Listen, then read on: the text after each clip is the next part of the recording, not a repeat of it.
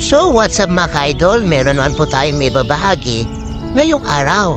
Ito yung Lumangdo Hanging Bridge na nasasakupan po ng Barangay Budlingin, Alegria, Surigao del Norte.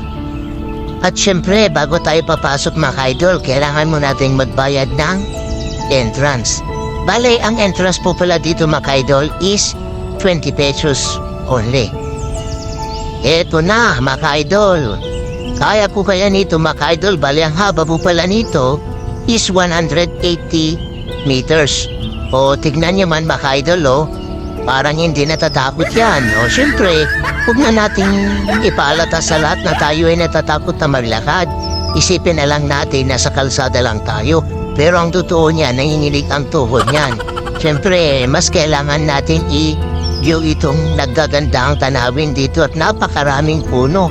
Kasi pagbungat pa lang dito mga ka-idol, makikita natin o kaya maririnig natin yung agos po ng tubig. Yun pala, meron pala ditong napakagandang falls.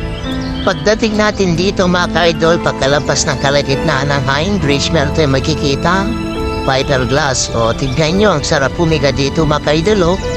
So ano pang inaantay niyo dyan mga ka-idol? Tara na dito!